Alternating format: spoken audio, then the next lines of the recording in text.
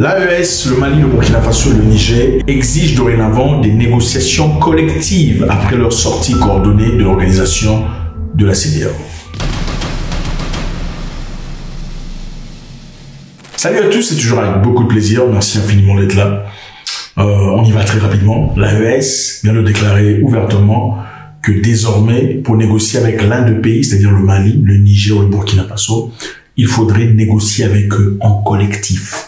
C'est-à-dire, c'est fait, c'est bon, c'est une confédération maintenant.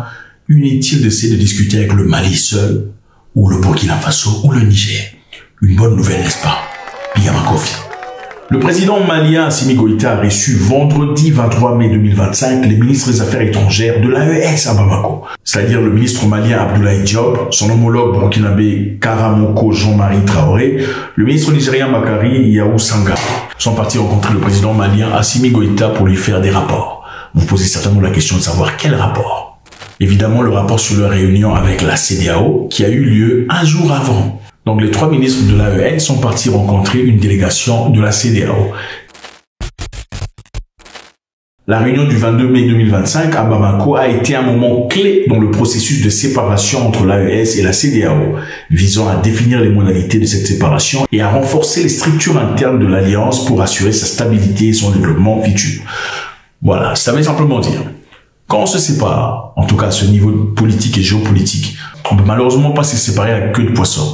Il faut se séparer en établissant les normes et les conditions de la séparation. Puisqu'on a travaillé ensemble, l'AES, maintenant une confédération, devrait avoir une réunion avec la CEDEAO pour mettre fin à toutes ces discussions. Je vous rappelle qu'après leur sortie de la CEDEAO a insisté pour qu'ils réfléchissent, pour qu'ils revoient leur décision. Et c'est suite à cette réunion qu'ils sont partis faire un rapport à Assimi Goïta sur comment ça s'est passé. Pourquoi Assimi Goïta? Parce qu'Assimi Goïta est le président de l'AES, le numéro 1. Comme vous le savez, la direction sera prise alternativement chaque année par chaque représentant de chaque pays de l'AES. Cependant, les ministres de l'AES ont insisté sur un point fondamental. Les échanges se poursuivraient exclusivement de manière collective et coordonnée. Cette position marque un gros changement par rapport aux premières démarches entamées de manière bilatérale par la CEDEAO. Les trois pays sahéliens refusent désormais toute négociation séparée avec l'organisation ouest-africaine. Hier, l'occasion d'échanger avec la commission de la CEDEAO, donc en prélude aux négociations qui vont régir le retrait définitif des trois pays de l'AES, de la CEDEAO. Alors, il était question pour nous de venir rendre compte au président de la Confédération, le général d'armée Assimi Goïta, et de faire le point, de relever des conclusions auxquelles nous sommes parvenus. Donc c'est évident. Vous savez, généralement, pour détruire une camaraderie ou un groupe d'amitié, un groupe d'amis, il faut commencer à isoler les gens. Vous appelez quelqu'un de côté, comment ça va, ça se passe. Au fait, est-ce qu'ils ont contribué aussi aux difficultés que tu traverses? Ta mère est décédée, est-ce qu'ils ont mis de l'argent pour toi? Mais pourtant, pour Eric, ils ont mis de l'argent, c'est pas cohérent. Pourquoi pourtant on n'a pas mis? Oh non, c'est tel ou tel qui a contribué. C'est comme ça qu'on sépare les gens. Est-ce qu'ils ont été à ta fête? Ah non, ils étaient occupés. Pourtant, moi, j'étais à leur fête. Ah oui, généralement, tu sais, quand il s'agit d'Eric, de Patrick, ils vont toujours. C'est comme ça. Alors, la meilleure façon d'éviter ce genre de situation, c'est de refuser d'être appelé seul. Ok? Il y a une négociation, par exemple, d'une grande entreprise qui veuille négocier une équipe. À partir du moment où on tire deux personnes de côté pour discuter, ça devient compliqué. Si c'est une équipe de 10 personnes, il est très essentiel que l'on ait les 10 personnes présentes dans les réunions.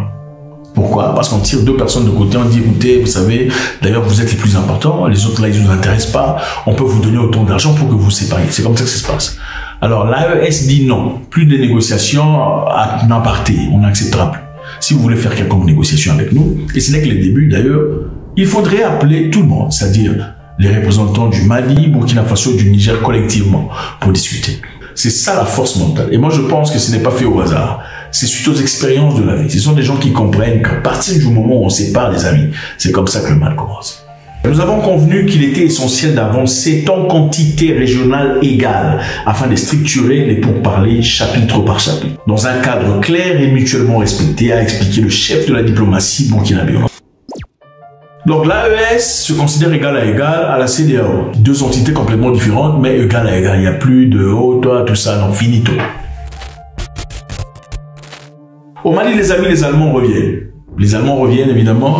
Vous vous posez la question, ils reviennent d'où? Ouais, ils étaient là pendant un temps, ils sont partis. Berlin revient en effet pour rendre public son intention de prolonger son aide au développement au Mali. Ouais, les Allemands reviennent, veulent continuer leur aide au développement. Berlin maintient ainsi ses appuis dans les secteurs vitaux de l'eau, de l'agriculture et de la protection sociale, avec une priorité accordée aux zones rurales et aux populations vulnérables. Donc l'Allemagne réaffirme son engagement ferme à poursuivre ses appuis au Mali. Cependant, Berlin insiste désormais sur un partenariat fondé sur le respect mutuel et une prise en compte rigoureuse des nouvelles dynamiques régionales. C'est-à-dire, nous allons revenir, mais comme on voit que vous êtes une confédération maintenant, on ne pourra pas simplement dealer avec le Mali, comme ça a été dit précédemment. On va devoir dealer avec le changement cohérent de la confédération qui existe déjà. Maintenant, si Berlin quitte, c'est-à-dire que Berlin y était avant, vous vous posez la question de savoir, l'Allemagne a investi autant d'argent dans un pays africain. L'Allemagne considère que le développement est un outil essentiel pour prévenir l'extrémisme en offrant des alternatives telles que l'emploi, la formation aux jeunes vulnérables. Donc le point numéro 1, c'est pour combattre l'extrémisme. Ils pensent qu'en offrant des opportunités, du boulot, des formations, ils pourraient déterrer ces jeunes personnes qui sont quelquefois poussées à aller vers l'extrémisme, de pouvoir garder un boulot et de travailler parce qu'ils ont ces options. La deuxième raison pour laquelle l'Allemagne l'a fait, l'Allemagne se dit en soutenant le développement local, donc en donnant l'emploi, la santé, l'éducation aux jeunes maliens, l'Allemagne veut réduire les raisons qui poussent les populations à fuir vers l'Europe, c'est-à-dire la création d'emplois, surtout dans le secteur des bâtiments, agriculture, infrastructure, alternativement à l'enrôlement dans l'extrémisme et à la possibilité de voyager vers l'Europe. Donc, pourquoi l'Allemagne le fait? C'est manifestement clair.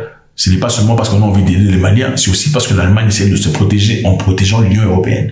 Ils se disent, si on investit au Mali et qu'on donne des opportunités, des boulots, des formations et tout le bazar, la jeunesse malienne, ne viendra pas en Europe. Ces jeunes ne partiraient pas dans l'Union européenne. Secondo, ça permettrait à ce qu'on protège l'Europe en gardant ces jeunes occupés, contrairement à la possibilité de partir, être recrutés dans les groupes extrémistes qui représenteraient un danger au cas où ils finalement décidaient de partir en Europe. L'aide a été stoppée quand? L'aide a été stoppée quand le président Goïta a pris le pouvoir. Les Allemands, évidemment, voulaient un gouvernement démocratique avec des élections. La présence allemande n'était pas seulement limitée autour des aides, il y avait aussi la présence de la MINUSMA. Les militaires allemands étaient présents pour prétendument combattre le terrorisme et aussi apporter de l'aide en termes de renseignements, de drones, d'équipements, d'entraînement et tout le bazar. Mais en 2023, le gouvernement allemand a annoncé qu'il mettrait fin à sa participation à la mission de l'ONU, MINUSMA, au Mali, au plus tard en mai 2024. We cannot continue to work together if there is no distancing from Russian forces. The situation in Mali is the situation in Mali, and we hope that each of Mali's partners will respect Mali's choices. Mali makes its choices according to its concerns, just as Germany makes its choices according to its. Cette décision a été motivée principalement par les tensions croissantes avec ce qu'ils appellent la junte malienne, notamment les restrictions imposées aux forces de l'ONU, c'est-à-dire il y avait interdiction de vol, de drones, le Mali avait interdit ça de la part de la MINUSMA, et les Allemands ont trouvé que c'était difficile pour eux d'opérer. Et deuxièmement, la politique du Mali avec la montée de l'influence de la Russie via le groupe Wagner. Donc les Allemands n'ont pas aimé le fait que le Mali s'est tourné vers la Russie et a rejeté les Européens. Ouais, c'est ça la solidarité européenne, que les Africains n'ont généralement pas. Les militaires allemands étaient obligés de quitter parce qu'il y avait des restrictions à leur égard et aussi parce que l'Allemagne voulait un peu faire le genre puisque les Maliens avaient décidé finalement de prendre soin de leur futur en se tournant vers la Russie contrairement aux Européens. C'est pour dire que les Allemands reviennent pour investir, pour opérer dans l'eau, dans le secteur de construction, infrastructure, tout le bazar, pour donner des aides, créer du boulot, de l'emploi, des formations pour les jeunes Maliens, malgré le fait qu'ils étaient partis eux-mêmes. Alors la grande question est celle-ci, est-ce que les Maliens ont demandé cela? Non, absolument pas. Les Allemands sont partis pendant un temps, ils ont réfléchi, ensuite on dit écoute, on veut rentrer. Mais pour faire genre, on va pas donner de l'argent au gouvernement malien, parce que le gouvernement n'est pas tout à fait ce qu'on veut, mais on va donner de l'argent à des ONG et tout le bazar, et on va continuer le travail sur place. Et bien du moment que ça profite au Mali, pourquoi pas. Les amis, le Mali et le Niger viennent de signer un accord pour fournir le carburant à la population malienne au nord. Félicitations à ça. Très bonne nouvelle pour la population de la région du nord du Mali. Les autorités maliennes ont signé avec le Niger un accord visant à ravitailler le nord malien en carburant. Pourquoi ceci se passe? Ça se passe parce que depuis plusieurs semaines, les régions au nord malien se trouvent confrontées à une pénurie sévère de carburant. Enfin, une bonne partie de carburant venait de l'Algérie. Parce que, voilà, c'était à tort ou à raison, c'est peut-être légal ou pas, dissimulé ou pas, il y a le carburant algérien qui est entré au nord du Mali dans certains endroits. Et comme le Mali et l'Algérie ne sont pas en bon terme, vous pouvez vous imaginer la suite. Face à cette crise d'approvisionnement en hydrocarbures, le Mali et le Niger ont trouvé un terrain d'entente pour alléger la peine de la population de cette région malienne. Ce n'est pas facile du tout. Autour de la localité de Gao, Tombouctou, Kidal et Ménaka font face à la flambée des prix à la pompe. Il faut donc souligner que cette décision du Niger d'aider le Mali ou de voler au secours du Mali en difficulté s'inscrit dans le cadre de l'alliance qui lie désormais Niamey, Bamako et Ouagadougou, la Confédération d'États du Sahel. C'est-à-dire le problème qui affecte le Mali, c'est aussi un problème nigérien. Il faudrait immédiatement trouver une solution. Le Niger, fidèle à la devise de l'AES, considère le nord du Mali comme une 9e région et s'engage à l'aider, a d'ailleurs souligné le ministre nigérien du Commerce pour sa part. C'est ça l'amitié, c'est ça la fraternité. Ton problème, c'est le mien. On trouvera une solution à part. Les 3 ministres des Affaires étrangères, Mali, Burkina Faso et Niger, sont partis faire un rapport au président Assimi Goïta, qui est dirigeant numéro 1 de l'AES actuellement, lui disant, évidemment, lui faisant un rapport sur leur discussion avec les membres de la CEDEAO. Comment ils ont conclu leur réunion, comment ils ont fait leur séparation. Ils ont aussi souligné que désormais, on ne peut plus parler simplement au Mali, au Burkina Faso ou au Niger. Il faudrait désormais parler aux 3, au trio à la fois. Une décision faite par l'une des parties est une décision par tout le monde. Donc tout le monde doit être présent. Je pense que c'est signe de force et de collaboration, d'une vraie fraternité. Ensuite, le Mali signe un agrément avec le Niger pour que celui-ci le renflue de carburant, surtout au nord du pays, faute aux difficultés qui sont confrontées par les populations locales. En fin de compte, l'Allemagne qui rentre en force, demandant ainsi de vouloir continuer son travail, d'apporter son aide au Mali. Autant on déteste les aides, mais on comprend que quelque part, ça profite majeurement à l'Allemagne. Faites-moi savoir ce que vous en pensez, c'est toujours avec beaucoup de plaisir. La fraternité au bois. God bless.